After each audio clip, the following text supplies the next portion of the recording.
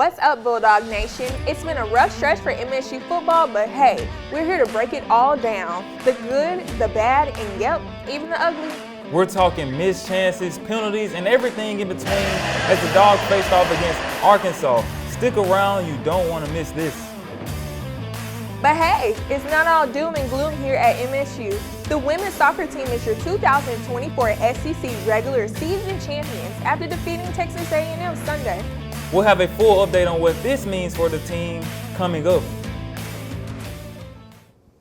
Welcome to the Sports Effect. I am Anthony Jenkins, your host.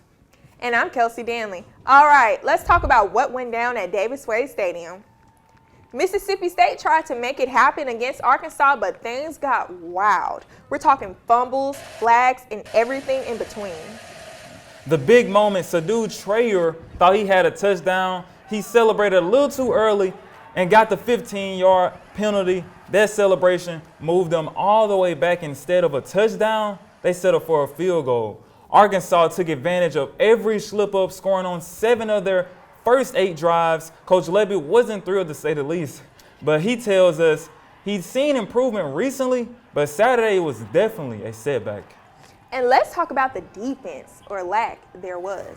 The Razorbacks lit up the scoreboard while going 0 for 7 on third down. We're talking missed tackles, wide open lanes, and a defense that looked lost out there. Can MSU fix this? Well, that's the big question.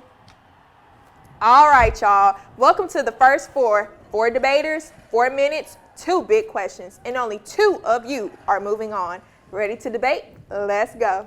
All right, the question is there any hope for our MSU's defense this season, or should we just hit that reset button? Well, guys, I'm going to tell you right now, I think the defense, contrary to belief, they're totally fine. And let me tell you why here.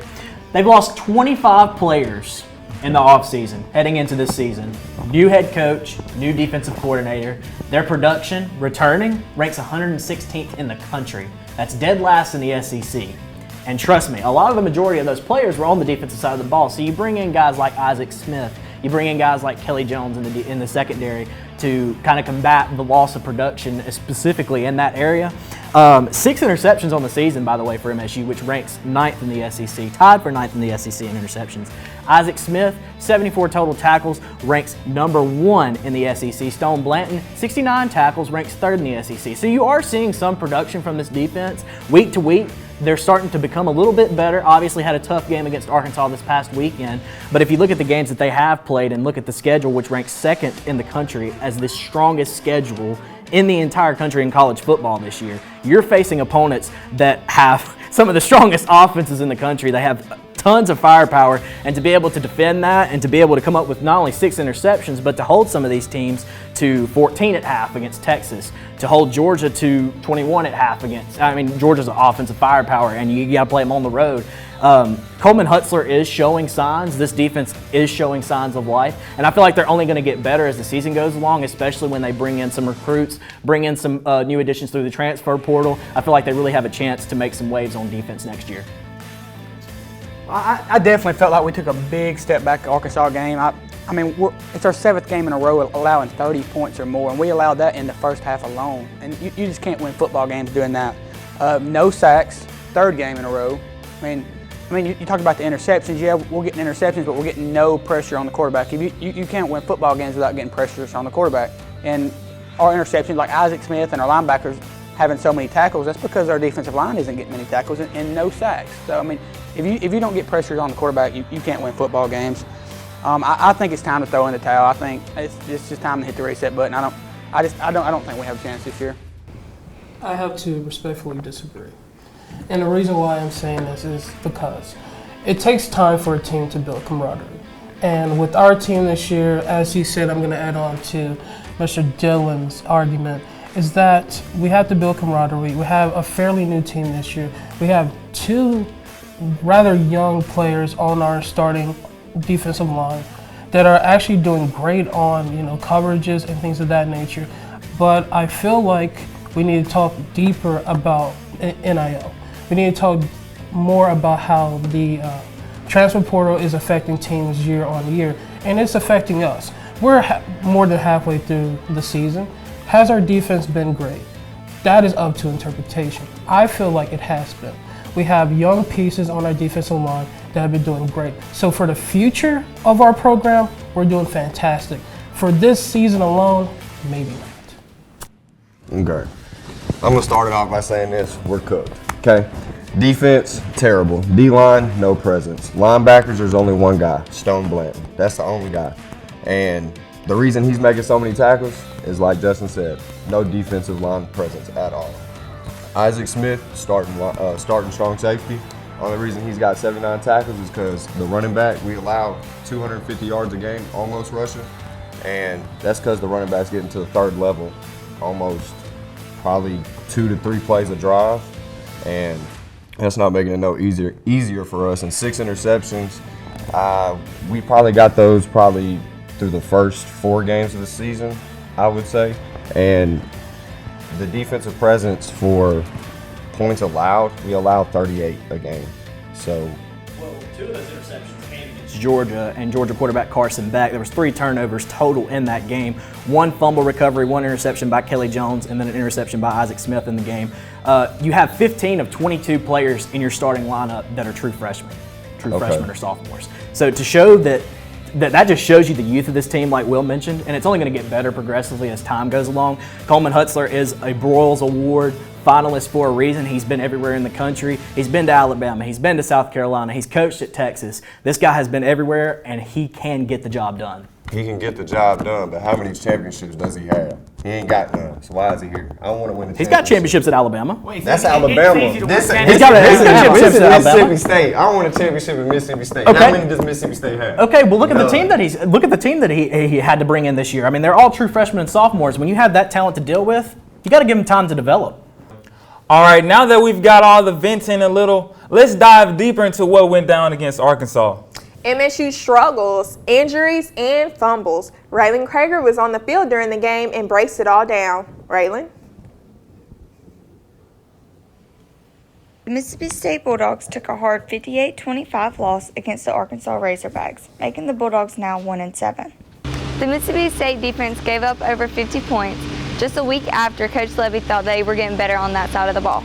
Again, the frustrating part today was that we had made such improvement. We had played better and better. We had played some really, really good units and done some things to give us a chance to win games. And then today we did. We took a step back. And, you know, for me, I think at the end of the day, continuing to get the most out of whoever it is that's on the field. And banged up, yes. Missing some guys, need some guys back, yes. But the guys that we put out there, we've got to find a way to get the absolute most out of them every single snap. The defense was looking to be a little bit better, then they took a huge turn. I would say just, executing. Coach Hustler's putting a great game plan together for us, and I think it's just up to us to go out and execute the calls that he's given us and, fly around and play fast and free and just have fun out there. The Bulldogs will face UMass this Saturday for homecoming. Thanks, Raylan. Mississippi State's women's soccer is making history this season, securing some of its most impressive wins yet and climbing the national rankings. And now for the first time ever, they are ACC champions. Our Mallory Murrow is in the newsroom with more on this record-breaking season. Mallory? Mississippi State soccer's historic season continues. The Bulldogs picked up wins against Kentucky at home and Texas A&M on the road. Sunday's win against the Aggies clinched the program's first ever regular season SEC title. This past week, MSU soccer added 2 more wins to advance its impressive winning streak to 12 games. First, MSU took on Kentucky in a hard-fought match at home Thursday. The lone goal of the game came in the first half and was scored by freshman Kennedy Husbands. The 1-0 win capped a 10-0 record at home for the regular season. The program attendance record was broken once again with 2,867 fans at the match. Head coach James Armstrong says the record crowd helped them capture this win. I mean, honestly, we talk about a total team effort, but it's a total Mississippi State effort tonight. Without the crowd, I honestly don't think we get the result that we did. We needed each and every single person tonight. They were unbelievable. The band was great. Everybody was ringing the cowbells. It was a soccer crowd. And, they pushed us through to the finish line tonight, so it means the world to us. After the win against Kentucky, the Bulldogs headed to College Station to take on Texas A&M Sunday. It was a tough match that was tied 0-0 at half. However, the Bulldogs rallied to score 2 goals in the second half to beat Texas A&M 2-0 and became the 2024 regular season SEC champions. Graduate student Macy Hodge says getting to be a part of the team's improvement over the past few seasons has been so special. Yeah, I'm getting a little emotional. It means everything, genuinely, to be, a part of the growth over the years and not only see my teammates grow, but the program grow and the growth of myself. It's been something that's really special and something that I will always remember. The team's final regular season game is Wednesday, October 30th at South Carolina. Reporting for the Sports Effect, I am Mallory Morrow. After the final regular season game, MSU Soccer will head to Pensacola from November 3rd through the 10th for the SEC tournament. Back to Anthony and Kelsey in the studio. Thank you so much, Mallory. The football team wasn't the only ones taking on the Hogs. On the other side of the break, we check in with the Mississippi State's women's volleyball team after their weekend matchup against Arkansas.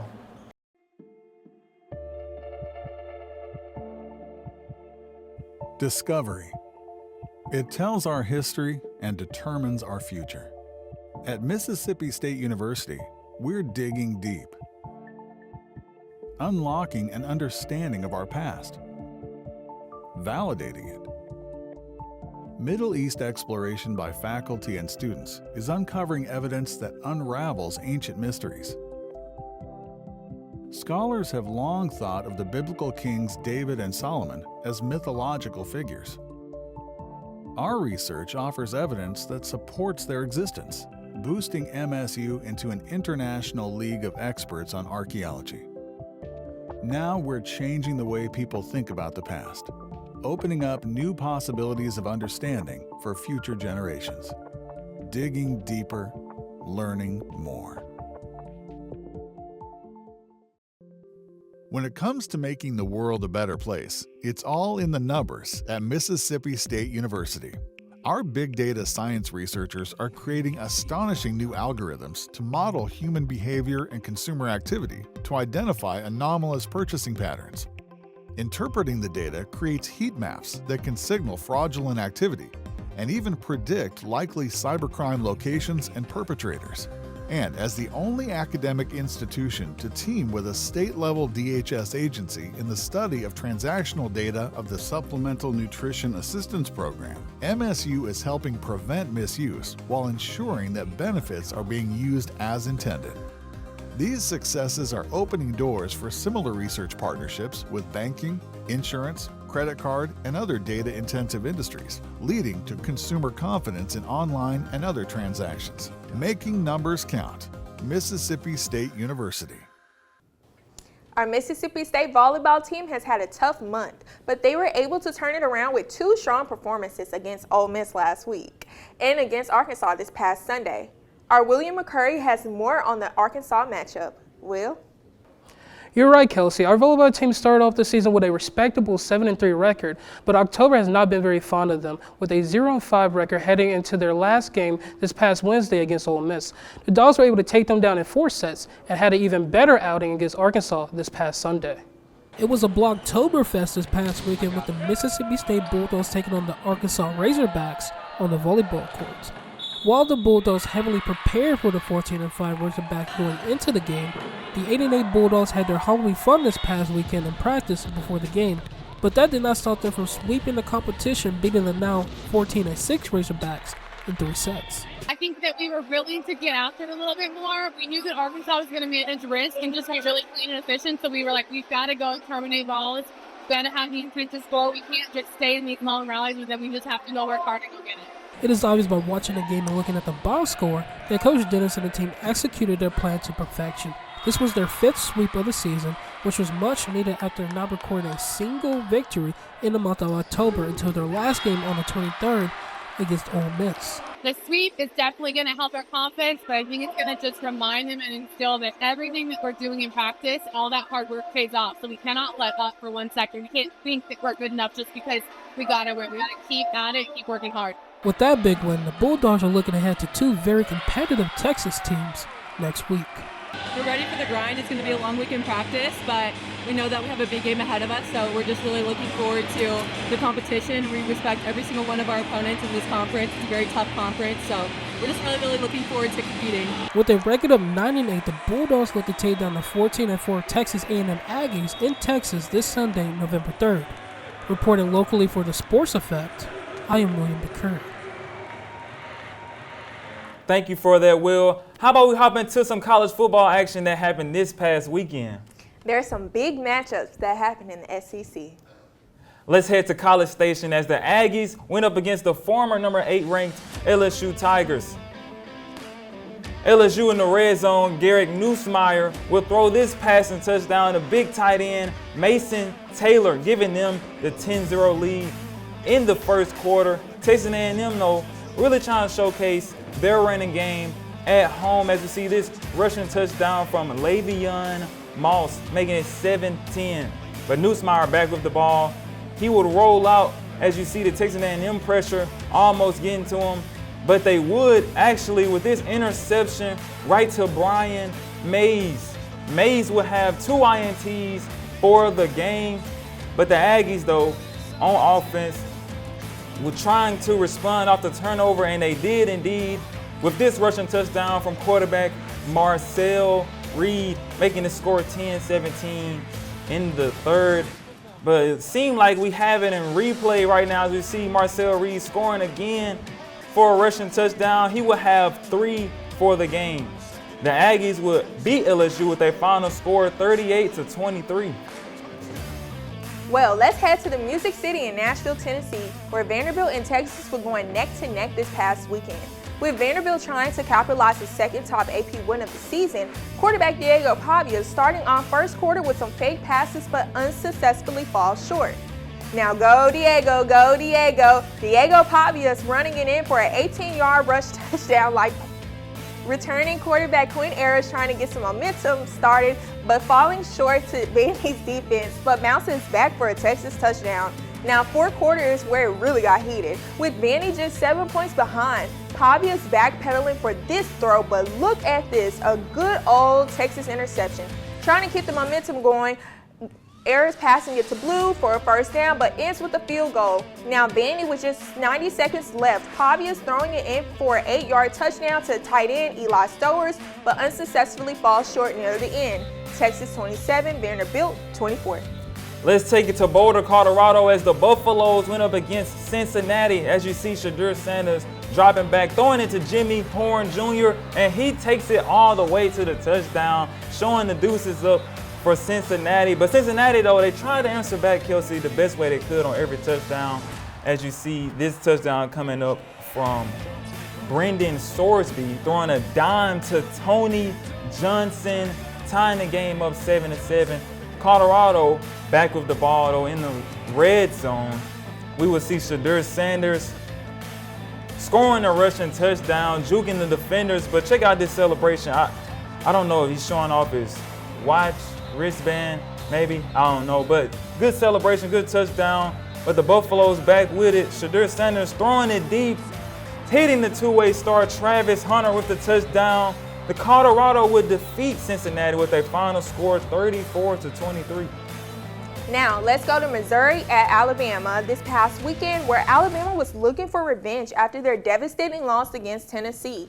First quarter, Mizzou starting off extremely strong with great defense, which led to Alabama just getting a field goal, which led to Milroe cracking under pressure and getting sacked by defensive end Johnny Walker not once, but twice. Now, second quarter starting to look good for Milroe, throwing it for a first down to wide receiver Jeremy Bernard, who visibly upset stepping out of bounds and falling with incomplete passes, settling for a 15-yard field goal. Second half, it is not looking black and yellow for the Mizzou Tigers. Milroe, having nowhere to go, takes a little bump on the way, but changes directions to get the ball in for a tie touchdown. Quarterback for Mizzou, Drew Pines, steadily cracking under pressure, y'all, which led to his third interception of the night by linebacker Quay Russo. Alabama 34, Missouri 0. All right, Kelsey, how about we head into some Big Ten action? in Buckeye Stadium as the Ohio State went head-to-head with Nebraska. Ohio State did not come to play being at home, as we see quarterback Will Howard throwing the beam to Carnell Tate, making it 7-0, but the Buckeyes offense is not done as Will Howard throwing another dart to Jeremiah Smith, and he takes it all the way, making it 14-3. But Nebraska, they would score 3 straight field goals, making it 9-14. But we see Will Howard back on offense, and he will throw an interception this time to Malcolm Hartzog Jr. He almost takes it all the way. He gets stopped around the 6-yard line. Nebraska would punch it in off this turnover in the fourth quarter with Dante DeWell scoring it in. But the Buckeyes will pull through in this matchup, beating Nebraska with a final score 21-17. Now, let's head to the rivalry of the century. Miami and Florida State meeting up for the 69th time. Undefeated Miami starting off strong in the first quarter with a return pass by Chris Johnson running it for 34 yards. Fletcher runs it in for a 1-yard touchdown, making it 7-0. Quarterback Cam Ward gets an upsetting sack by defensive back Edwin Joseph, but into second quarter, none other than Damian Martinez running an 18-yard rush touchdown and getting real cocky with it in the Miami Heat with the fans. Florida State quarterback freshman Luke Cromahawk was not ready for that snap, but Anthony, this doesn't stop him from getting that first down, leading to running back Keziah Holmes getting a 1-yard touchdown. Second half, Florida State just could not get the momentum going that they needed, y'all. Tight end Elijah Ario playing hot potato on the field, and boom, passes it to quarterback Cam Ward for another touchdown. Ward passing it to Martinez, and look at Martinez breaking through, running it long before going out of bounds, and then boom, another touchdown, making Miami Heat still undefeated. Miami 36, Florida State 14. After the break, we find out who will be put in the doghouse with our Cody Rigdon telling us who is that. The sense of place. We all have it.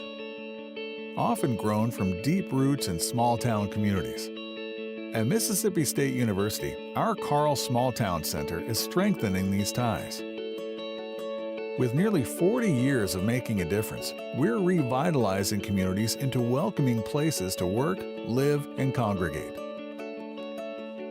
By weaving together the best pieces of our past with modern technology and amenities, we're creating the hometowns of the future. Places where lifetime memories can be made, where you have all the things you need, along with all the things you want. Through partnerships with our communities, we're identifying improvement opportunities, recommending paths forward, and creating the plans for a better tomorrow. There were some wild endings in the college and NFL football this weekend. Some performances landed athletes in the doghouse this week. Cody Rigdon has this week's breakdown. Cody? Hello, you wonderful people. Welcome to this week's segment of In the Doghouse. My name is Cody Rigdon, and this week I'm putting Tyreek Stevenson and Trayvon Diggs in the doghouse. Sunday night's game between the Chicago Bears and the Washington Commanders was an absolute nail-biter. It ended with a Hail Mary, and the score was 15-18.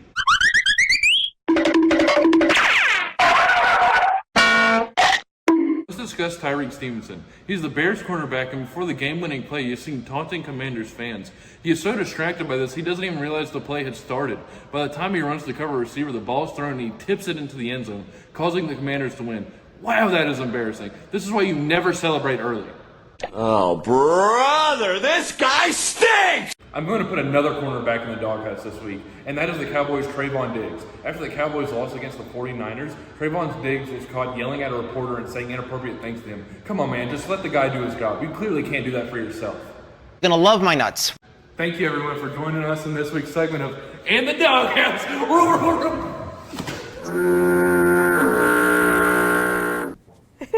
Thank you, Cody, for that. We really, truly needed that. Yeah, I really like that segment. But yeah, with homecoming right around the corner, our football team is trying to gear up with some faith this weekend. And hoping to get their first win since August. But Mississippi State actually lose to Massachusetts this Saturday at Davis Wade Stadium. Absolutely. This is college football where anything can happen. The Bulldogs are 18-point favorites and have a 92% chance of winning, according to ESPN. But that still leaves an 8% chance for the Minuteman. UMass boasts a surprisingly strong defense, ranking 36th nationally and 6th in passing yards allowed. However, their rushing defense is a weak spot, ranking 100th.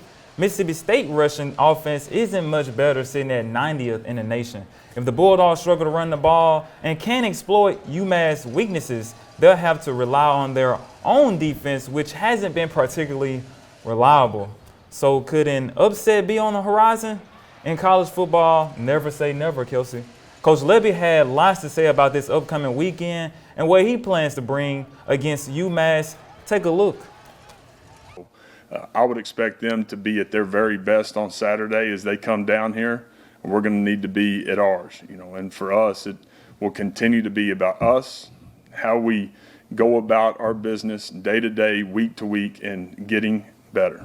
Kickoff will be at 3:15 p.m. The Bulldogs are favored to win, which is the first time since going against Toledo in week 3 of the season. And that is for us. But after the break, we end the show with our final 4 minutes. 2 debaters from one round move on to the final 4 minutes of the show. Find out who and hear their next arguments after the break.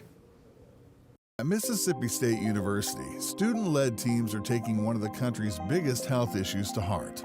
Out to unravel one of science's unsolved mysteries, researchers in MSU's Department of Agriculture and Biological Engineering are asking why and when healthy cells in human arteries can begin changing into bone-like structures that hamper blood flow. This calcification contributes to strokes and heart attacks, 2 leading causes of death in Mississippi. As part of their groundbreaking research, students are designing a 3D model that allows them to understand how arteries act within the body and what changes them. By recreating what is happening at the cellular level, researchers are pursuing ways to stop and reverse the process of calcification. Testing treatments could lead to new solutions, helping reduce the number of people struggling with the effects of poor heart health, and ultimately saving lives. Mississippi State University, getting to the heart of better health for Mississippians. Hello and welcome to the Final 4. Today I'm here with Dylan Flippo and Matthew Inman. And today, guys, the question is, who's going to the College Football National Championship? I'll go ahead and start. It's going to be the Georgia Bulldogs and the Oregon Ducks. I've really liked what Dan Lanning has done with Oregon over the last couple of years. They have been extremely successful this year, rank 11th in offensive production, 12th in defensive production. Been great on both sides of the ball, special teams. They really have done a great job this season. They knocked off Ohio State at home. They have a pretty easy remaining schedule to make it to the Big Ten championship this year. In their first year in the Big Ten. And then obviously you can't go wrong with Kirby Smart in Georgia. He just has those boys ready to play every single game. They knocked off #1 Texas at Austin a couple weeks ago. They've been very dominant and they continually are getting better, especially on the defensive side of the ball. Defense is continually improving, especially in the secondary. And I really feel like those 2 teams are going to end up meeting at the end of the year. Okay, I want to switch out the Oregon Ducks. I want to put in the Ohio State Buckeyes in that spot. I think Ohio State will play Georgia in the national championship. And I just think Ohio State is gonna get back on Oregon and beat them in the conference championship, and I think they'll make that bid easier for Ohio State to get into the college football playoffs. And I just think in that Ohio State-Oregon game, I think Ohio State just had a bad second half, and that's why it ended up ending like that with Oregon getting the dub and them becoming the #1 team in the country. I just think Ohio State is just more dominant than Oregon. I just feel like their running game is dominant, their passing game is dominant, their defense is dominant. And I just don't think Oregon is as dominant as Ohio State. I just don't see it. So you think Ohio State is more dominant than Oregon? Let me take you back to the end of that game. Okay. Dan Lanning, the brilliant mind that he is. I mean, we all saw what happened. We all saw him embarrass Ohio State at the end of that game. Mm-hmm. They knocked them off, and this is their first season in the Big Ten. Yes. They came to their conference and are taking over their conference. Mm-hmm. And I feel like Dan Lanning is a way, way, way better coach than old Ryan Day down in Ohio State.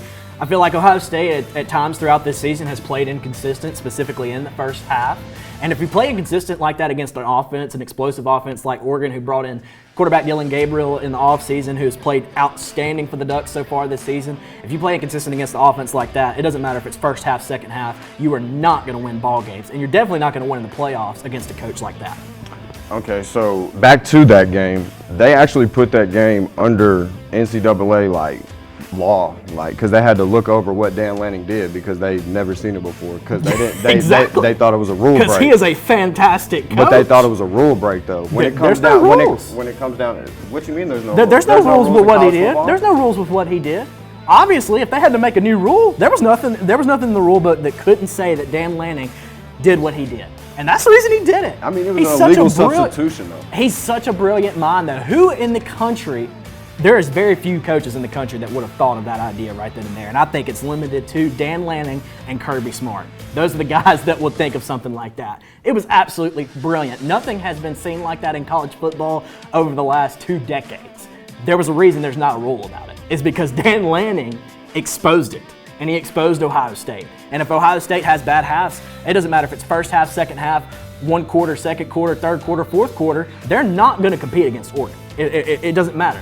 They're inconsistent. They lost by 1, and they're inconsistent. They are very lost inconsistent. by 1, but look they're at the teams that they played this year in their own conference. This is their conference. This is the conference that they claim is theirs. If it's yours, come take it. But they're going to take it in the championship, and then they're going to meet Georgia in the national championship, and Georgia going to lose. Oregon has come in. Georgia. Ohio State. You've got Ohio State against Kirby Smart? Stand on it. Kirby Smart has... Stand on it. Before last year, Kirby won back-to-back national championships. He's one of the most winningest coaches in college football. Stand on it. Ohio there is State no shot. all the way, stand on it. No shot. Georgia, Ohio State. That's the Final Four.